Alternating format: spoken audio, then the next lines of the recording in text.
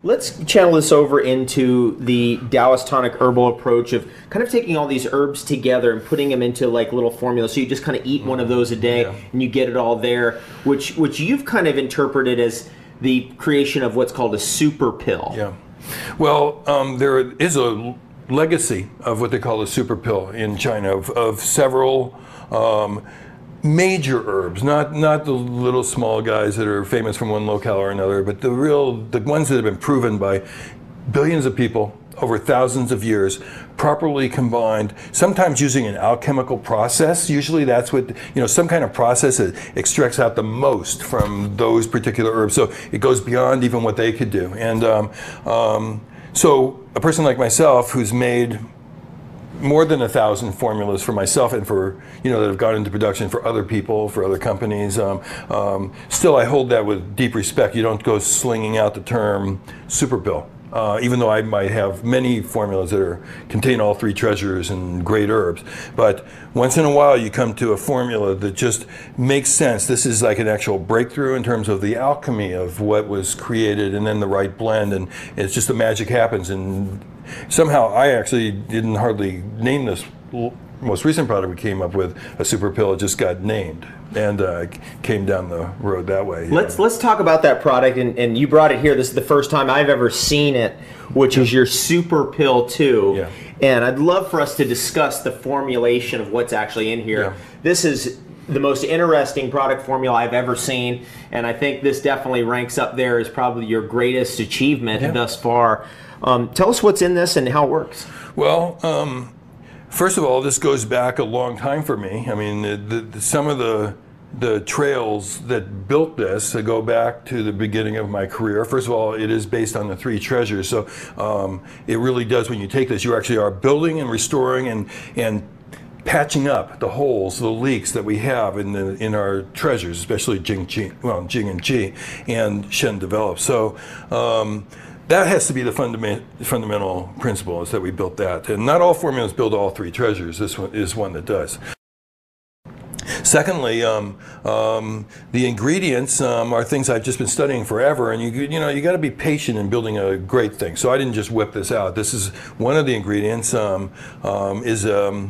Is from an herb that I love. It's from astragalus, and back in literally 20 years ago, my wife and I, we've even funded the part of the research into this product before it was ever made for commercial purposes, which is astragaloside 4, one of the saponins from astragalus. And we were lucky enough to really just luck to meet the professor who won the award as the #1 pharmacologist in China that year for developing, which is a big deal. It's sort of like the Nobel Prize of medicine in China, and there's a lot of scientists, and they do remarkable work. And so this product was discovered, and it turned out that astragalus, which is one of the main Qi tonics of herbalism, and a Jing tonic and a blood tonic as well, it's so famous and so important, but they didn't know what chemical made it work. And it turns out there's a whole fraction called the astragalosides that make it work. And then astragaloside 4, one of the 30 or so astragaloside, is the biggie. It's the one that when people took it, all the actions associated with astragalus were there. Huge immune enhancement, protection from different kinds of conditions, building of blood, strengthening of the body, longevity of the test animals and so forth that they studied. So as I said, so we got involved in that project and helped to develop it. The only problem was even after we developed it, it was going to cost a very large amount of money at that time, and with the technology that was available 20 years ago, to produce it. And so after a while, even though we had all the documentation on how it worked and the technology how to do it, we let it lay fallow for a long time. And then eventually the technology has caught up to this product. The world has changed. All the factories have really blossomed, especially the pharmacological factories, and they can now make that ingredient. And we went back to our original people and the ones that started this whole thing and got a fantastic opportunity. They owed us something because we helped them out at one point, and we were able to get this astragaloside for at a very reasonable price. But the most important thing is the quality is superb. It's from the people who invented it. Wow. And so that's something that I couldn't wait for, and I did, though. I couldn't wait in one sense, and in this other sense is I got some, and we still hadn't built the super pill around it. So it's not quite the thing you want to just sell that one ingredient, and it has to be built properly. It has cofactors that they had discovered in lots of years of research make it work better, and actually it doesn't work. It doesn't work nearly as well just by itself. So we added those cofactors. Yeah. Okay, so now you have the astragaloside 4, which has become very famous recently because of the telomere activity that it has. It activates telomerase and actually can extend the length of the telomeres, making us actually genetically younger. That's pretty fascinating. But then the whole development of FIT technology and the discovery of the real power of gynostemma and the gepenosides, now that all fits into this product as well, right? Right. Well, I wasn't, when I was building this one, I didn't want to just go after one section and then have something else. I mean, we're looking at the DNA and the person's actually nuclear material, and that's the part that degenerates and then causes aging, and it starts making mistakes, and our bodies start breaking down. We age and we die, and there's so much knowledge just in the last decade about how that happens. I mean, even telomeres were not a big deal a decade ago, and certainly the ways that certain chemicals go into the nucleus, and as a response to the environment, stimulations from stress or poison, or which we might get from food or from anything, can go in and they send triggers in, certain chemicals in that go in and cause parts of the actual DNA to break up, make mistakes, or even turn on areas called the death domain and cause degeneration of breakdown of the nuclear material. And so gynostemma is an herb that I often talk about all the time. We make a basic tea out of it, the spring dragon tea. There's the tea right there. That's our basic dated. We want everybody to drink that every day because the people who drink that are the longest lived people in the world, and also it's they have the lowest levels of inflammation and all kinds of conditions that we don't need to mention the conditions, but they seem to be very protected. And so the main active herb is called gynostemma, and it has saponins, just like the saponins that are in the astragalus, similar to saponins that are amazingly by coincidence in ginseng or Siberian ginseng and other. So saponins tend to have some kind of special property. Yeah, saponins are two-headed chemicals where one end attaches to water and another end attaches to fat, and because of that, they tend to be regulatory. They're double direction. They tend to, like, literally just on a simple level.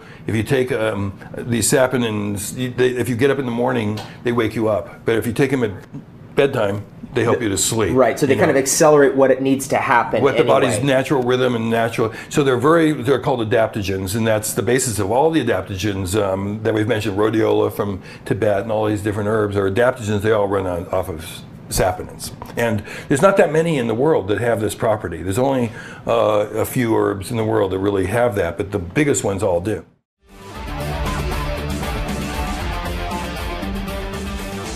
Ron, you've also got another very interesting ingredient in the super pill too that is now gained a huge amount of credibility and a tremendous research history.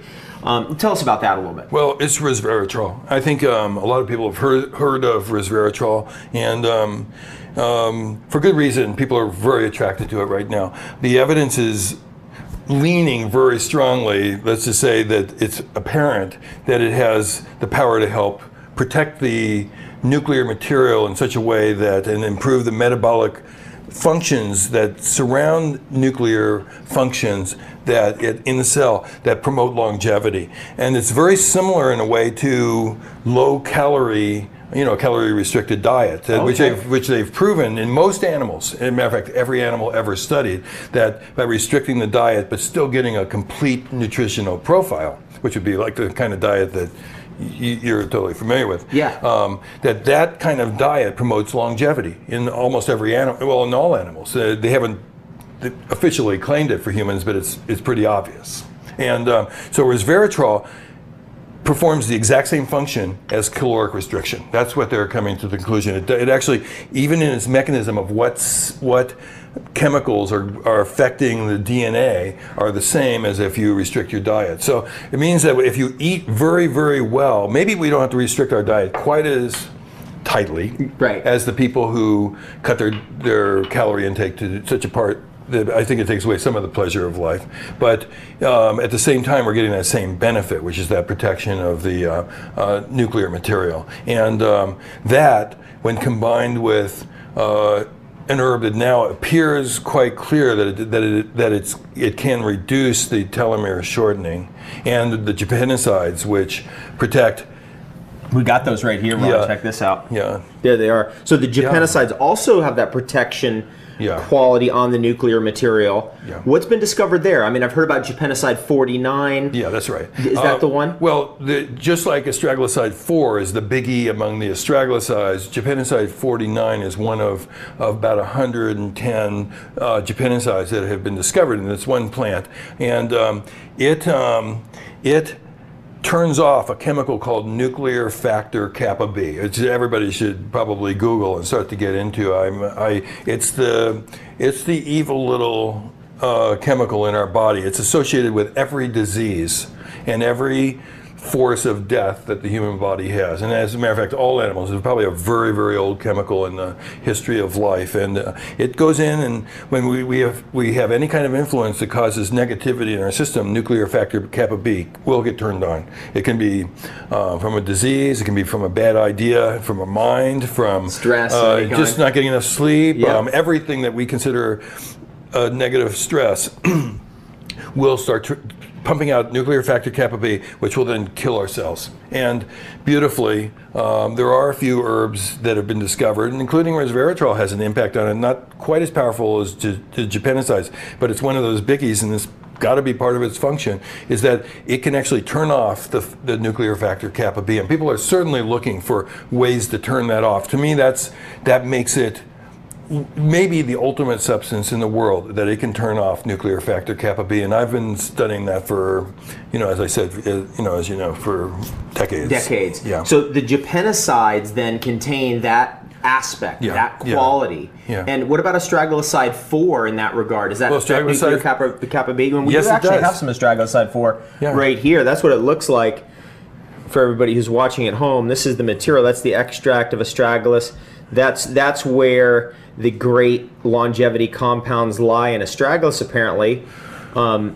When combined with a full spectrum of other astragalosides and even some of the other factors in astragalus, it's been proven clearly in China, which is where this comes from, by the researchers and the researchers we're associated with, that if you don't have those other cofactors, it loses some of its real function. It may be narrowly functional, but it's not completely as functional and protective as it would be if it's got. So we actually make it so that it's got all, it's mostly astragaloside 4, but it's also got the full spectrum of astragalosides, and then we put fit astragalus, which is the complete fingerprint. So it's 3 pieces. You have the fit astragalus extract. Right. You've got the astragalosides, and then you have astragaloside 4. That's right, and that's super pill level stuff. That's what nobody else is. That's where. Yeah, that's that's beyond where anybody's at. That's for sure. Yeah. So now all of this is right in here, and we're going to actually take out a few of these and have a look at them.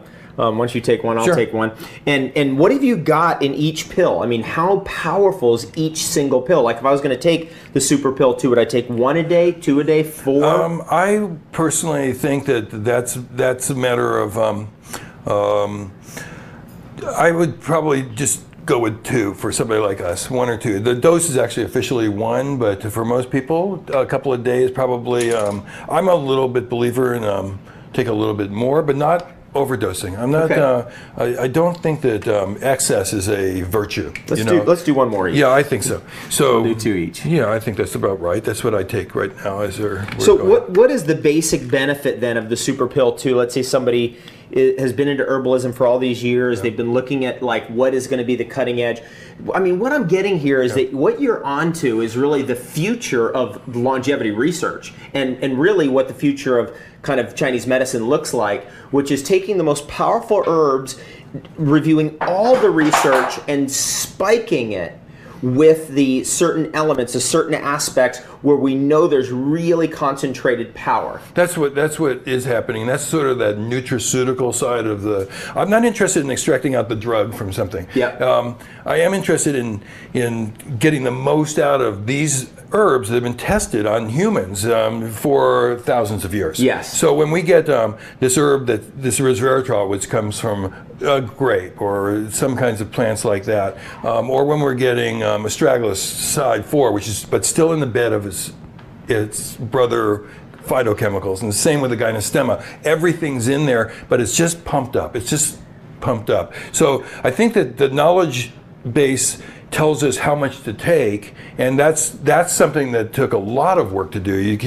That's already been done. We're within the range. So these are 2 is a potent dose. So, you're getting a potent dose, but not out of the range. It has been shown if you take a really lot, maybe if you took 4, at that point it levels off and doesn't become any stronger. Okay. You just don't get the benefit anymore. It actually becomes less functional. Yeah, so there's a certain amount where you get diminishing results. They're absolutely certain of that. So that's what I was saying.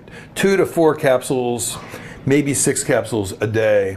It would be the max. And then personally for me, I'm looking more at 2 capsules a day to something like that. This is very strong. This is not, this is a very powerful a substance and a very powerful longevity approach with really advanced herbalism, the most advanced herbalism in the world. Yeah, so, I've actually looked at, I look at factories every year, several times a year, different ones, and this is the most advanced technology in herbalism in the world. Now we're going to put some Spring Dragon longevity tea into these cups here, and we're going to use these to take our herbs. This is a really good way to take herbs, by the way, to just take the gynostemma tea, the Spring Dragon longevity tea, which also has a bunch of other herbs in it, all D-Dow, all fit extract, and then use that to take the Super Pill 2 or whatever other substances that you're taking. We made Spring Dragon tea originally with the concept that we wanted a tea that people should take every day. It's based on gynostemma, which has the dependicides. Tea is the way people were drinking it in China, and they're the longest lived people known. And it's got the other longevity herbs. It's almost a super pill. Yeah, by itself. But it's just a super tea. And but it doesn't have those super accentuated substances in those it. aspects. That's right. So what we're just drinking right now is sort of like, it is an ultimate herbal experience.